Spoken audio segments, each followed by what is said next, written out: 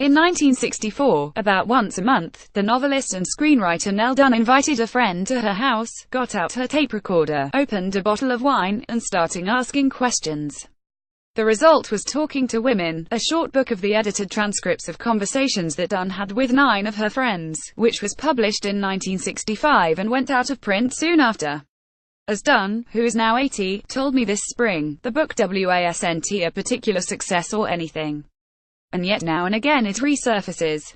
Several friends have recommended it to me in the past 2 years, including one, the kind who listens to me over a bottle of wine, who gave me a copy 18 months ago, on hearing I was getting a divorce. I was 32, wanting a different life, and still uncertain of what that might be.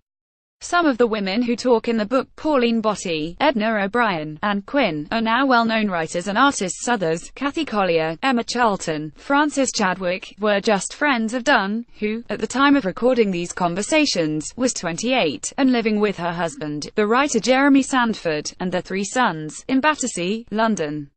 The women in the book are married and single, childless and pregnant, working and not working, but, as Dunn puts it in the preface, quoting Daniel Deronda, all of them have severed themselves from some of the conventional forms of living and thinking, in trying to find what for them are the private joys of life. Pauline, a pop artist, speaks first, in a relaxed 1960s argot. Men who find it hard to talk to women are square and Purple Hearts are better than Benzedrine. She describes an affair with a married man, the way it ended, her subsequent marriage to a man 10 days after meeting him, and her new pregnancy, an accident I'm secretly more pleased about than I could ever admit. The swiftness of the coupling could be from the 18th century, but the reasoning is entirely of the 21st. Pauline marries post-haste, because he was the first man I could really talk very freely to.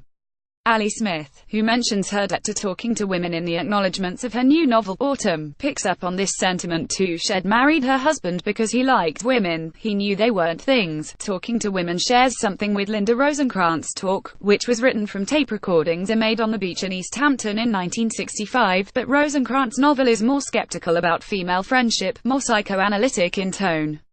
Sheila Hettis' How Should a Person Be?, in which one female friendship is chronicled in long conversations about art and love, is perhaps closer to the spirit of Dunn's book. But, more than either those books, Talking to Women gives its readers the sense that they're eavesdropping. The conversations are often rambling and sometimes boring, before some shard of wisdom or bizarre revelation surges up out of nowhere. Edna is very frightened of having her nipples touched. Pauline used to think she had an ugly cunt. Antonia regrets being remote from her mother. Suna Portman has known since the age of 5 that she didn't want to be buried in a coffin when she died. At one point in their conversation, Nell asks Anne, "Do you find things erotic? Are you aware of it?" Anne responds, "Yes, I think so, inasmuch as the other day for instance there was someone poking their finger in a sort of round ashtray, putting their finger, jabbing it in and out for about half an hour." Dunn, who was born in London in 1936, to a baronet and a lady, spent the years before the publication of her first story collection, Up the Junction, working in a sweets factory. In the book, we catch her asking the same question to different people, slightly modifying her wording each time. She knows, even if we don't always, whether she's talking to an heiress or a factory worker. We see how she coaxes out each one of her friends, knowing when to make confessions herself and when to retreat. There's an atmosphere of intense intimacy. Emma doesn't have to explain to Nell who Peter is, and Nell asks questions like, "What does passion mean to you?" without warning. The conversations are revealing about the time just before second-wave feminism. The women complain about men's faithlessness and about having to do the dishes with a kind of weary acceptance.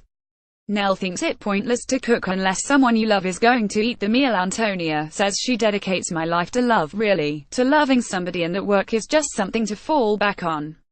At the same time, the book feels contemporary. As each conversation progresses, it becomes more and more about the problems of creative work, especially of finding the time to listen to your own thoughts and set them down.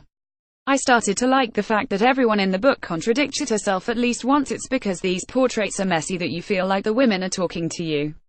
I'd like to be able to say what I really feel, but I feel it's impossible, and what you feel is often a paradox, two opposites at the same time sort of thing, Botti says at one point. The women do agree, however, on the necessity of talking, along with the difficulty of it. I started lying because I was unable to tell people certain things, Nell says. In fact, feeling that it is impossible to say certain things at certain moments, she suggests, might be the most English of all maladies. With Anne, she wonders whether promiscuity comes not from being a moral failure but a sort of wild thing of trying to communicate. People often comment on the talkiness of contemporary life, in which every thought is tweeted and crisis posted on Facebook. But while I was married, I found it difficult to talk the way these women do. It was as if the gold ring I wore indicated to the world, or to myself, that I was done with the kind of freewheeling discussion that single women have about life. Talking to women seem to have been born of a similar frustration. It's a book that makes plain that an excuse, a book to be written, a divorcee to be soothed, is often needed for such conversations to happen. At the heart of the project is a single voice, more or less unsure of itself, more or less in crisis.